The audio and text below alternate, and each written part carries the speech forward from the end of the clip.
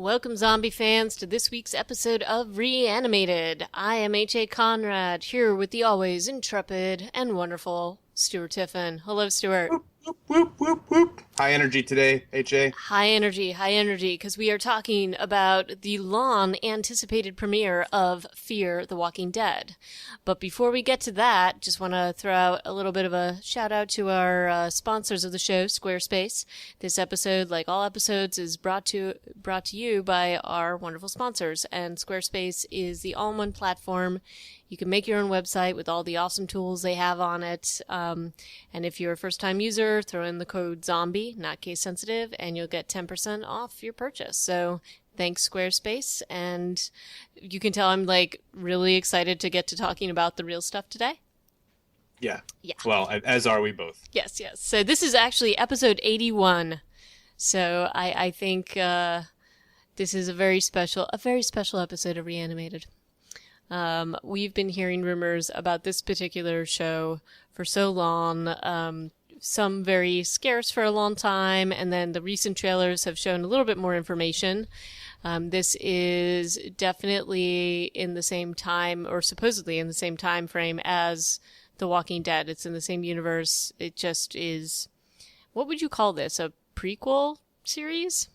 It's like it's like a diagonal prequel, maybe? Yeah, because it sort of comes into it right at the beginning of what happened. So we see a lot of this in The Walking Dead in flashbacks from Rick and from others in the series. We don't really necessarily see it in real time, but this is definitely not a flashback. So it is in LA, which is an interesting setting, and it's right at the beginning when all hell breaks loose. So I have to chat with you a little bit before we get into the gory details, because I saw a couple of things you threw out there about the ratings from this premiere. Yeah, this pilot blew American audiences wide open in terms of viewership. I mean, whether or not they come back again for episode 2 remains to be seen, but it essentially set records for ratings on cable all time, not just in 2015, with 10.1 million concurrent viewers, with 6.3 million of those being in the 18 to 49 age group. And so, yeah, it's already kind of a history-making show just in that regard. And, you know, the actual content, I think, is going to be a little less black and white, maybe. Wow. I also, there really isn't nothing is really on television right now. I mean, there's not a ton on, nothing that's at the level of this show, except maybe, I don't know, have you been watching Mr. Robot at all? No, I'm still not on there. I would say it's certainly not reaching anything like this, but it's a pretty good quality show that I've been enjoying. But I mean, this is kind of a dead zone. Everybody's on vacation. It's the summertime. So I was not anticipating that the ratings would be like this, just because I feel like so many people are out and about and on vacation right now. So I was actually very surprised to see how crazy the ratings were. I mean, this is insane. This is what you would expect in the fall for maybe, I don't know, for not necessarily a new show. So yeah, that's the thing. It's kind of coming out before the main batch of fall new TV though too, right? So it's kind of catching, like you're saying, some of the audience is waiting for the new stuff. This is the only show that's premiering right now, and so, or at least the most high profile one. It's getting a lot of that attention. So how were you feeling last night going into the episode? Let me tell you about how I almost had a heart attack. I was just... Were you like a kid nervous. Waiting for Santa Claus? It What? felt like Christmas. It seriously did. I was nervous. I had like a heavy heartbeat, it was weird. I was So, like, so why did do you I feel this way? did you have to watch this alone on your lonesome? Did you have a little viewing party? No viewing party. It's not the season for it apparently. So yeah, I watched this. Maybe that's what it is. I'm not used to watching The Walking Dead by myself anymore. But honestly, The Walking Dead, I feel like I could easily. It's it has a lot to do with what time in the, the inevitable zombie apocalypse timeline, at what point in that timeline this story is taking place. And this is the most critical, the most interesting to me, maybe, like the zombie origin. The ramp up. Yeah. And one thing that is both a pro and I feel like a lot of critics are saying is a con is the pace at which this pilot addresses that. Yeah. For me, it's a pro. For me, it's like the slowly unfolding Venus flytrap or something. It's like getting ready to kill something, and it's doing it at this crazy slow pace. And that, to me, I mean, it's it's a delicate balancing act, but it makes it more interesting. I would say that I am on your side on this one. I think that I have not actually read the critical reviews. I saw a sneak peek of one, and I just shut down my web browser because I just didn't want to spoil it before you and I talked about it. Yeah. Though I can imagine some of the things that they're saying, and I think that this is one of the problems, not problems, but having a spin-off to a show like The Walking Dead and any zombie movie, as you know, like we're zombie fans, we watch these films all the time. You're always watching the story unfold. And for me, it's always really exciting to see how they unfold it. Like, I'm not getting annoyed at the fact that the pace is a bit slow because this is probably not that it's like how it would be in real life, but maybe it would be. I mean, you've got some things happening that people can't necessarily explain, and humans don't necessarily like these aberrations. Of course, us in our like zombie full world understand what it means when people sort of start eating each other, or you start seeing these kind of things. But I think for the general population, you're not necessarily going to put two and two together at this point, and certainly not in this particular universe. So I'm not bothered by the pace, and I'd agree with you. I think that's definitely a pro. Yeah, it's not that I'm not saying though also that I'm on board with 100% of what they did in this No, pilot. I am not either, but Definitely have some bones to pick. I have some bones to pick too, but I can absolutely see some of the decisions that are being made and why they made them. Hmm. In sort of having this story progress as they are having it progress. So let's talk a little bit about the family. I guess like our core All right. survivor group, even though they're not even survivors yet, although they are. The zombie apocalypse has started. It starts in the first cold open moments. Well, I would like to talk about the cold open before we talk about the family. So in the cold open, this is something that we saw in some of the trailers. So they intro this. It's a whole family that they're introing in the pilot. So the first person that you see is somebody that we have seen running down the street very often in the trailers. Yeah. And I want to know what you think about this particular character. Nick is looking a little too much like Johnny Depp and Skeet Ulrich. That is a common comparison that's being made, but I don't think he looks too much like that. I think he's his own weird character. He's kind of like, weird. He's a goofy, like kind of a laughable and tragic and sweet. And ultimately he gets the first zombie kill of our survivor group anyway. He does. So he's kind of, he's a mixed bag of stuff, but he also has like, I mean, his main trait is that he's a junkie, and I feel like he's playing that pretty well. And he totally walks and moves like a zombie. I was about to say this, and they did this in a pretty clever way in that they give him, so he goes through a few different trials within this episode, within his first little intro.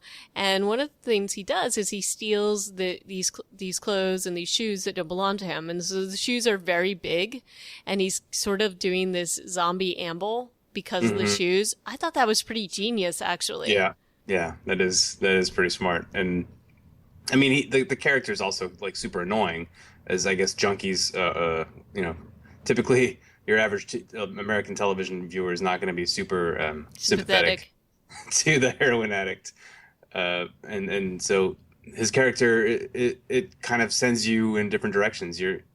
We know, or we anticipate that he's going to be a long-term member of this cast.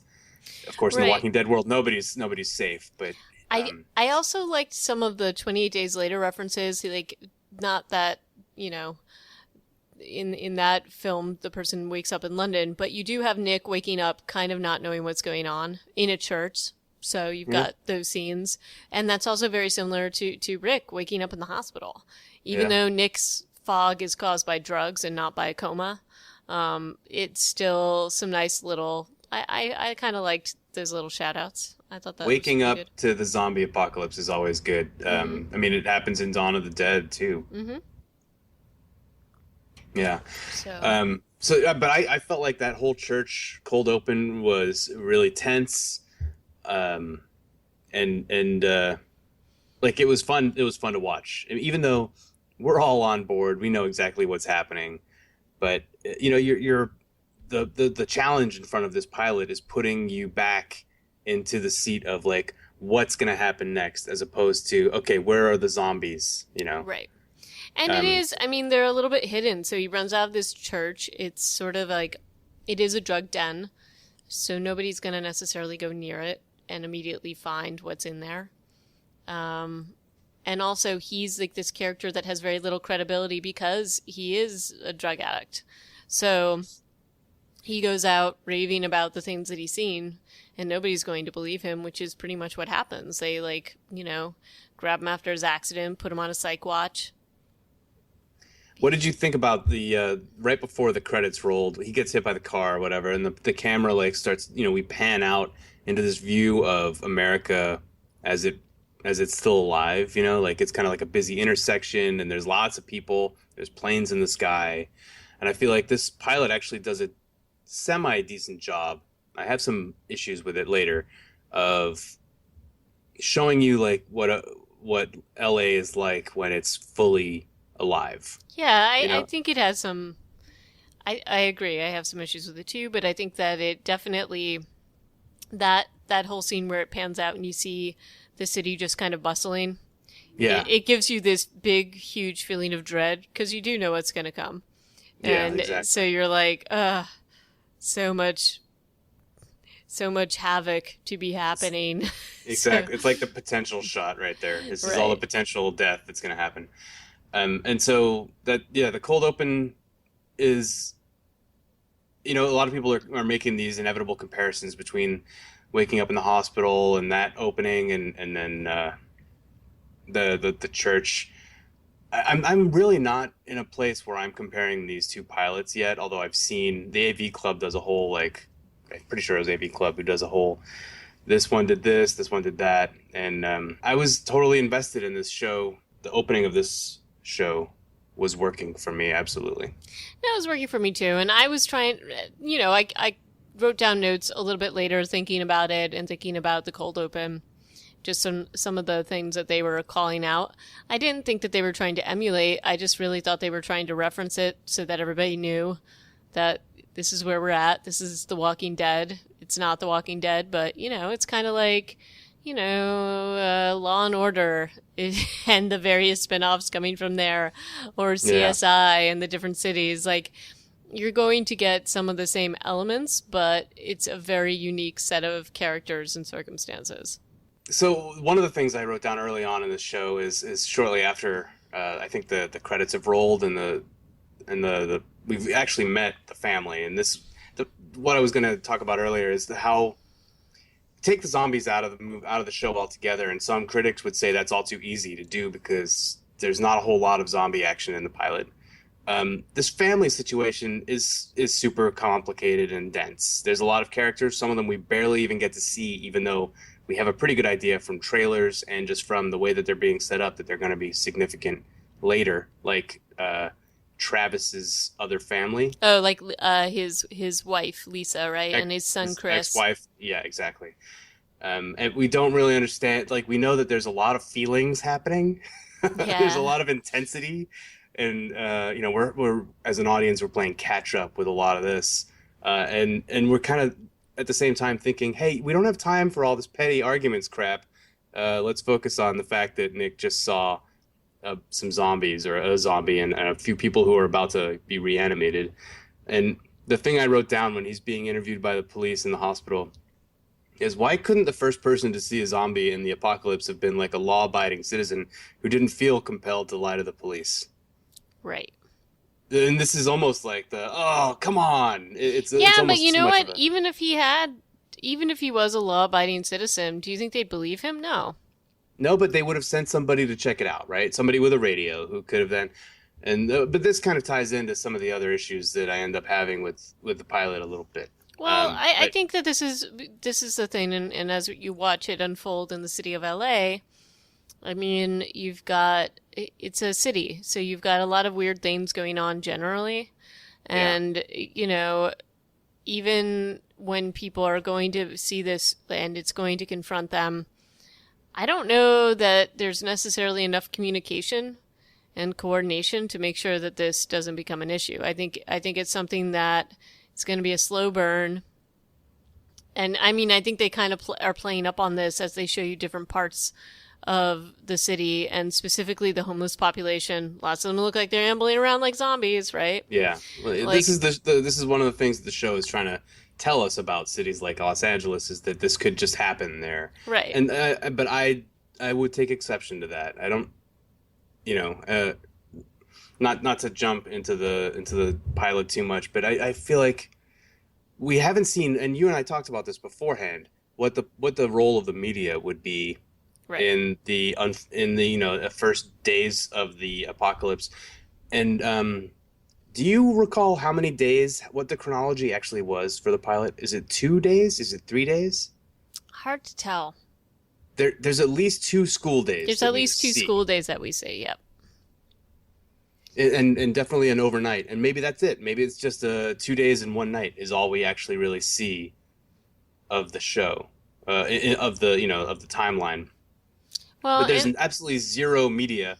The only person who's even talking about the media is Tobias, the poor Cassandra.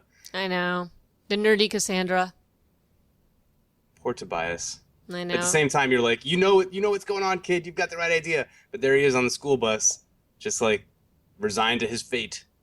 Yeah, but with Tobias, I don't know. I feel like Tobias would have had his escape plan mapped and gotten out of the city. And I don't know. There's a few different things in the pilot that I'm troubled by. That is one of them.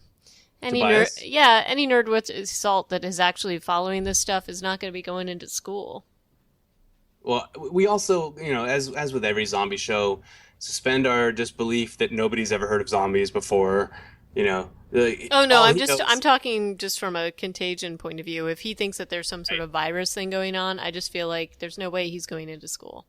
Yeah, well, he's even more leery than that. He starts to try and tell Kim Dickens, whose character name I couldn't figure out until very late in the show. I think it's Maddie. Yeah, it's supposed to be Madison, but yeah, I agree. I kept thinking Kim Dickens, but what is her name actually? Maddie Clark. He tries to tell her, like, people are killing, and then she cuts him off and is like, you have to stop looking at the internet, which is, from the trailers, we know that is like the dumbest and most annoying thing. So poor Tobias, that's a tough break. Everybody else is just kind of like not really getting it. Eventually, maybe 3/4, maybe 2/3 of the way through the pilot, both Travis and Maddie are acting differently, No, absolutely. So, I don't know. What did you think about the daughter? Sorry, Alicia. Yeah, her name also, I didn't know. I was just calling her the girl. I was calling her the daughter for most of this episode. She kind of starts off the pilot as like the sullen teen daughter, but then turns out to be like the sullen, brilliant teen daughter. And in a way, the most interesting thing about her is the fact that she is dating Randy from The Wire. Yeah, I know. I'm bummed out because I feel like he's already like we don't know. Reanimated meat. Yeah, he might be dead, but I'm hoping that he's gonna stick around on the show. I was really excited to see him as well. So yeah. It took me a second to place him because of the different hairstyle, but and the fact that he's like 5-6 years older. That too. But he's not like a kid. He will forever be Randy from The Wire for me, though. Yeah, exactly. Selling like Twix bars out of his backpack. Mm-hmm. So she's kind of not a great teen character, but that's a huge challenge in writing for TV for movies is writing teenagers. So the fact that they've made her like a genius is interesting. We'll see what happens with that in the show because it's interesting that we get to juxtapose like her desire to go away to college against the fact that nobody's going to college, as Tobias predicts, sitting in front of Kim Dickens. He's like, nobody's going to college, whatever, and all Alicia can talk about is Berkeley. But what's really funny, not funny, but fun, a little bit fun about all this and sort of how they're rolling this stuff out is that a lot of the kids are making observations that the adults aren't quite getting there yet. So you've got Nick, who's, having his drug issues. Nobody's really believing what he says. He doesn't even really believe He himself. doesn't even really believe himself. Yeah. You've got Tobias. You've got Alicia, who's just sort of like unhappy, wants to get out of town, but people don't really want to hear exactly what she's going to say, which is like, yeah, my brother's kind of a loser, and I don't really know what to do about it. But this is a thing. Like, so you have these adults that are all very entrenched in a teenager's point of view, and they're used to teenagers being overly dramatic and just sort of saying over-the-top statements and things like that. And so that's a lot of what the reaction you see with Travis and with Maddie. I don't know. I feel like Travis is actually like on the level faster than anybody else. Travis is because he's trying to make a connection with Nick. Who's to know whether that's actually because he is giving him a little bit of like credibility. I think it's more that he wants to make things work. He's upset about the fact that his relationship with his son is kind of weird. I thought this was great writing. This was great script writing. Yeah, so it's good. So you understand, like, he's got some other motivations going on, but he does go and check out what was happening with Nick, and he goes above and beyond the Call of Duty as a stepdad. Well, I will tell you, no way you are getting me to go into that kind of a crazy church, scary drug den. No. And, he not only goes in there, but after he sees the first sort of sign that things have not gone well, he continues to go in and see more gore and guts and things like that. So, I mean, kudos to him for effort. Remember when we were talking about how Kim Dickens and Cliff Curtis are playing teachers, and will they be able to bring like any kind of survival quality to a Walking Dead world? And I think what we see in this pilot is the fact that they basically don't have any fear. No. And maybe to their detriment, but it's definitely like he's in the church surrounded by blood and brains, and he's like, hello. Yeah, I know. It's sort of like, okay, guys. And I do, like, so I am sure some of the critics were talking about how we are following around these little like side stories and things like that. And it is a slow burn. This is not an action-packed premiere in any sense of the word. It is definitely not like The Walking Dead's premiere, which just kept hitting you over the head. Like action scene after action scene. And sometimes literally with Dwayne hitting Rick over the head with a shovel. That too. That's not what's happening here, but it's a different timeline, so I think it makes a lot more sense.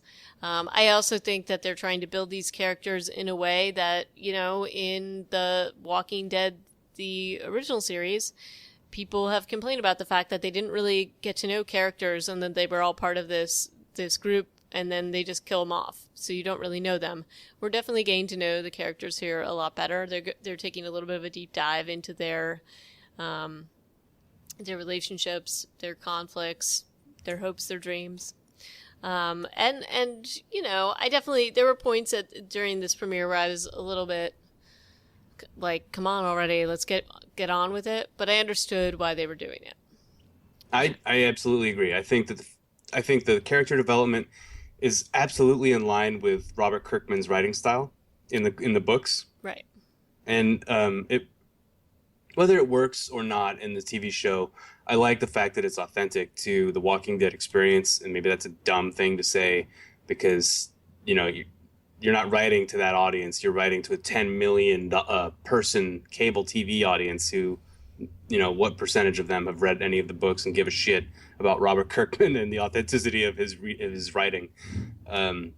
So maybe they'll have to like accelerate going forward But I think that as fan service, take that at its most positive connotation. This is a well written character development episode where we get to know this family, and everything that happens to them from now on is on this foundation of these complexity of these relationships and whether we're going to believe who's saying what, and et cetera, et cetera. And then how devoted, and certainly the three people who are, kind of the most featured in this are Maddie, Travis, and Nick, who, Mm-hmm. like that's the tightest connection that's made in this episode.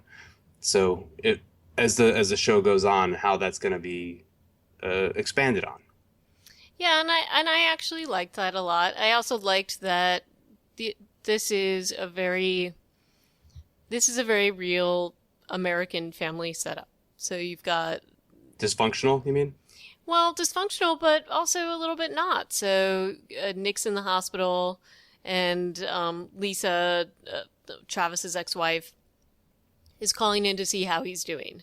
And there's a little bit of that edge with Kim Dickens feeling, Maddie, I should say, feeling kind of like, oh, she's checking in and all that. But there's also not necessarily like the negative connotation. There's no judgment. Yeah, there's no judgment. It's more like, oh, this happened. It's terrible. Your kid's in the hospital. You know what I mean? Like so. Yeah.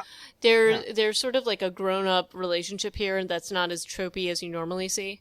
And that's totally true also of the principal. Like in the trailer, I got the impression that the principal was going to be kind of a douche, like principals often are Yeah. in media. And he But wasn't. he was like, "Oh, I'm so glad that you found him," or is everything okay? Like everything about his character was much warmer on the show than it was in the trailers. Right. But yeah, so So, that was nice. That was refreshing. but why don't so overall, I'm feeling pretty positive about the premiere, and I'm really interested to see how it unfolds. I'm actually more excited to see the second episode. I I was very reserved in sort of how I was thinking about this. Part of it's just because it's a really crazy time of year for me at work, but um, I was almost deliberately not getting myself psyched up for the show because I didn't want to be let down. Is that a terrible thing to say? No, that's realistic, So, but now I'm really excited to see the next episode. So, Yeah. I don't know. How are you feeling? Absolutely. Yeah. Honestly, I was surprised that we did, remember when we were talking about how they'd over trailered, Yeah. and I was like, oh, all we saw was 5 minutes worth of the pilot, but actually, no, we've still haven't seen Ruben Blades' character. We still don't, we haven't run into all of those scenes that they showed us in the trailer, Right. though I think we've seen definitely the majority of them at this point. Um, So what about the things you didn't like about this? so I guess, yeah, about halfway to two-thirds of the way through this pilot, we start to see, and this is done in a showing rather than telling way, which is nice. I mean, one criticism of this pilot could be that what The Walking Dead did was show rather than tell about Right. the cataclysmic events that led to Rick's reality. Mm-hmm. This is obviously going to show us and tell us all about it as it happens. Well, the city of LA over the 2 days or so that this pilot takes place almost completely empties out as far as we can tell, and yet we don't really we know why as the audience, but I'm confused as to why the cast isn't more curious. Like the first day of the show, they're driving down the street to school. The park is full of people. There's like they have a short scene, but Kim Dickens, Maddie, is looking out the window of the car and she sees all these people in the park. Mm-hmm. I'm like, okay. The next day, there's like nobody in the park. Right. Alicia goes to the beach to meet Matt, Randy from The Wire, and he doesn't show up, and there's like nobody there. It's just like sketchy people. Mm-hmm. So to me, this is something that happens in The Strain, which we have talked about ad nauseum, where people are disappearing because when they turn into vampires, they can't come out during the day. They hide in the sewers. They like to hang out in dark places. This is not the case with The Walking Dead Right. zombies. Right. They're just there. They're not going to hide. They're just going to go for blood. So Well, and I'm very that confused as to why they decided to do it this way. right, and the Well, okay, so that actually made me think maybe there is a cleanup effort, a la World War Z, where maybe there is a government effort or some sort of regional effort in order to contain these things. Because the church piece, I found it very strange that when Travis went in there, there really wasn't anybody left. You'd think there'd be some. There's one tweaker. There's a tweaker, but not a walker. And No, where the hell exactly. did they go? Yeah. So my thought is that maybe somebody's helping clean this up or contain it, and maybe that's why things are not quite as out in the open. At this point, I hope that that's the explanation, I do, and I mean, I don't know, like, that's kind of what I was thinking as well, is that, like, where would all these things be? Because in a population this size, you would be seeing a lot more of them walking around. You just wouldn't be seeing empty streets. And the people staying home with the flu that they keep referencing is going to mean they're not just going to stay in their houses. So Yeah. I agree with you on that. I don't think that there would be empty streets. I think you'd be seeing a lot more disturbing things and a lot more quickly than we're seeing in this. So that's the one gripe I have with this.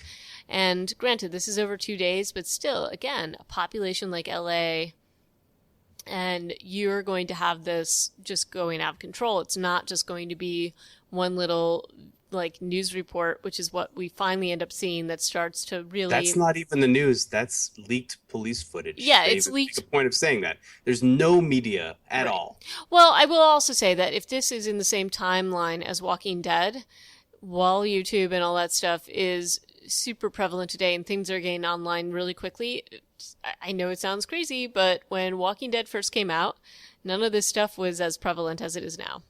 But The Walking Dead was never really tied to a year. Yeah, I know, I know. So, but Other that's than what the I'm fact saying. that they use a Kia Sorento, and we're supposed to believe that that's like a No, but that's what I mean. contemporary We car. don't like it could be back earlier, but if you're looking in terms of, so I think we have to sort of assume that this is not when social media as it is now. Otherwise, everything would be just viral, haha, and But this even stuff would be conventional media, TV, yeah, like the fact that LA, you can't have a car chase without six helicopters overhead. true. And we just don't see anything about Yeah, so how the press is covering it. I find that to be not plausible at all. But They still have plenty of time to wrap that into it. I mean, from our central cast, our perspective, they're dealing with the fact that their kid is in the hospital. They're not watching it. They're like going to work and going to the hospital, right? Like that's their day. They don't have a lot of time to be reading the newspaper or watching the news. So we could argue it that way, rationalize it. true. But I would really like to see what other people are saying about this. It's just that right now it feels very I don't know, telescoped in, like they're not looking at the big picture at all. And I guess that's what the showrunners are trying to get across in a way, I assume. I think that that's what they're doing. But I do think that I think part of why they're doing this is deliberate, and in some ways I'm annoyed by it, but I think they're going to just totally go crazy, hopefully, in the next episode to escalate this to a level that we're used to. So another cool kind of twist in this episode is the whole Calvin Nick relationship. How quickly did you call this when you see him walk into the diner? Oh, I called it when his mom went to go and talk to Calvin. What, when he's just vacuuming a van with a wheelchair? I mean, you felt like, oh, that guy's definitely up to no good. No, there was just something weird about the way he was reacting to them, that either he was hiding Nick or he had a lot more involvement in Nick's dealings. Because he was too helpful? Yeah, he was just sort of creepy in the way he was helping them, like he was hiding something. No, I didn't get that. I thought it was like, oh, what a nice guy. Like, what a good friend. Like, it felt like he wanted to get them into the house and make some calls and he just seemed annoyed. So I guess part of me was like, either he's annoyed because his friend's a junkie and he's sick of having to like sort of come up with these explanations, or he's hiding something.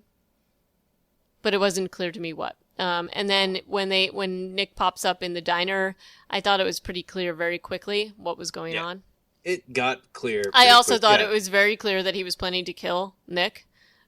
Pretty much, like, I didn't know that until really, not until they really. well, come on, he right, thinks he's the thing talking. The thing I wrote down was, does anything good ever happen in the LA River? Well, no, of course not. But no, it as was soon as more. you see that happening, you're It like, was wait, more. no. It was more the way he grabbed Nick and wasn't going to let him go. There was just such a show of power there that I was like, oh, he's totally going to off him. I was surprised they made it actually down to the LA River, but, you know. I still, because of, like, I don't know, I feel like that guy, the actor, the character, it came across quite sincere in the interaction with Maddie and Travis. And so I was buying it for the most part until the drive. I mean, it was like, yeah, it was 50-50. But then once they went down the LA River, I was like, all right, no, it's all over.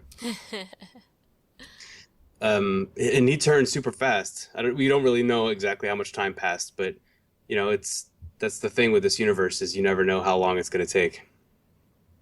Yeah, that was one of my annoyances, and then I sort of like scratched out my note because I was like, oh, well, we don't really know how long Nick's been sitting there. Yeah. Waiting for his mom to come and for, well, I guess he was just waiting for Travis to come. But that also shows you such a difference in his interaction with Travis. The fact that he called Travis to confide this to him and not his mother shows that they have already built some kind of a bond, because Travis was willing to go out there and see what had happened. So, and they do drop that Travis has only just or recently moved in with Maddie. Right. This is all a new situation. So it's kind of like a newish relationship, and he's in like up to his elbows even before the zombie apocalypse breaks out. But however, one of the things that happens after Travis and Maddie show up, and Nick confesses that he's just shot Calvin, after all the crap that he's done this whole episode with like breaking out of hospital and getting run over and being high on heroin all the time. He says, I shot Calvin. I killed him. And his mom just says, where's Calvin? And not in like a, oh my God, let's find out if he's okay. But it's more like a, where is that guy that we're talking about? I don't know. I felt like the delivery was weird. That was kind of weird. But I also couldn't tell if it was just that she was in shock and she thinks that he's crazy. And so she's just kind of trying to humor him. That's kind of where I thought she was going with that. But I agree with you. It did feel a little weird. The tone felt strange. And the fact that Calvin kind of just shows up behind them when they that just was drove weird down too. that tunnel. Yeah. And suddenly, so these are small gripes though. Like we've both said, I think we're both on board, looking forward to the next one. The last quotes right after this scene with Calvin and the LA River tunnel and Nick, Matt, who is it? I think it's Maddie or Travis. One of them says, "What the hell is happening?" And the other one says, "I have no idea." And then it's like wide angle shot of what they're looking at in the LA River, and we have to assume that, you know, with the rate of contagion that this thing has, and there's no like hibernation or incubation period really, like there is in the strain, and we're watching that show in New York is still being like processed by that contagion. This is going to go much faster. Right.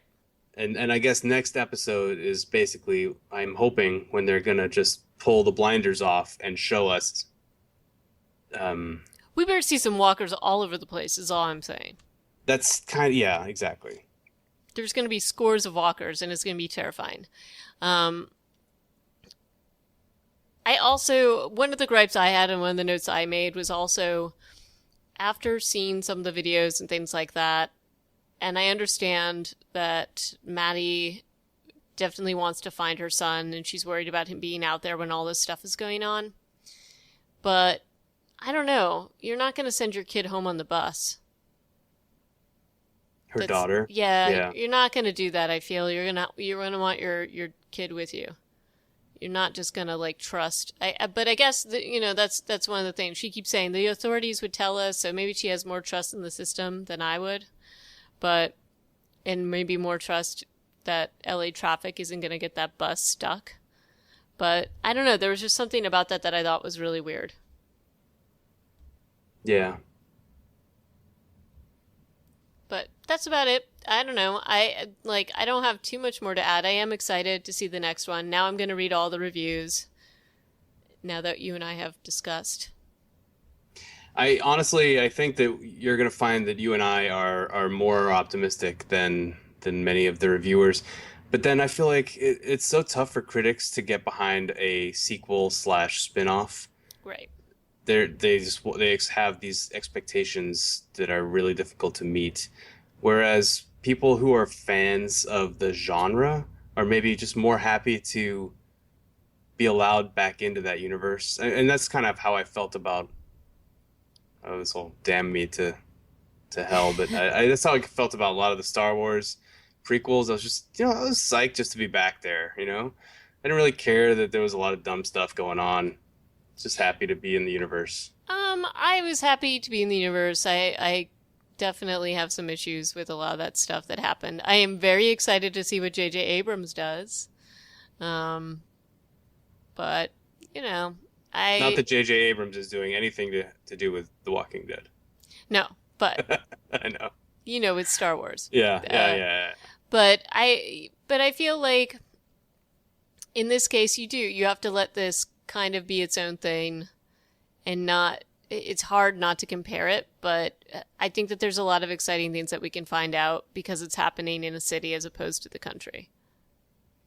So exactly. I'm still excited to see all of that happen. Oh, there's so much potential here. There's so much potential. Really That's part of the problem, right? I mean, our imaginations are going overdrive, and we'll just have to see where they decide to take the show. So far, Cliff Curtis, Kim Dickens are like a power duo to be anchoring this show too, and I'm very happy about that. No, I am too, and I'm looking forward to see what they're going to do. And critics be damned, I'm still giving this a shot. I'm not gonna write it off yet. That's actually kind of glass half empty for you, HA. What do you mean? You're not going to write it off yet? You're just going to, we're riding the wave. Oh, no, I'm excited. No, that's not glass half empty. I'm more saying that it feels like a lot of the critics have already written it off before even giving it a chance to have a little bit of a life. Or that's my take too. Okay. So no, I don't mean to sound negative at all. I'm excited to see what happens. Even my sort of little petty grievances are not all that much for me anyway. So yeah, and I can live with the issues that I brought up today also. So I guess that's everything that we had to say about the pilot of Fear the Walking Dead. I believe at this point it's getting the unmitigated Reanimated stamp of approval.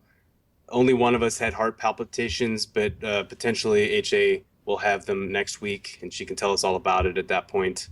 In which case, you can also join us next time for episode 82. We're going to be talking about the second episode of Fear the Walking Dead, and we have so many hopes and expectations that we will try to keep them in check.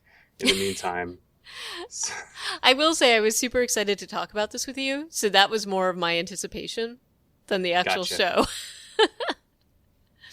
But yeah, up until next time, Fear the Walking Dead. Ciao. And let us know what you think of the show, guys. Oh yeah, that part too. Reach out to us on Twitter at ReanimatedPcast or reanimatedpodcast@gmail.com or on our website at reanimatedpodcast.com. We look forward to hearing your impressions of Fear the Walking Dead. Yeah, I do want to hear what people have to say about what they think as opposed to what the critics think. So, yeah. Throw out some tweets. Yeah. All right. And now ciao for reals. Ciao's for reals. Woo. Goodbye. Goodbye.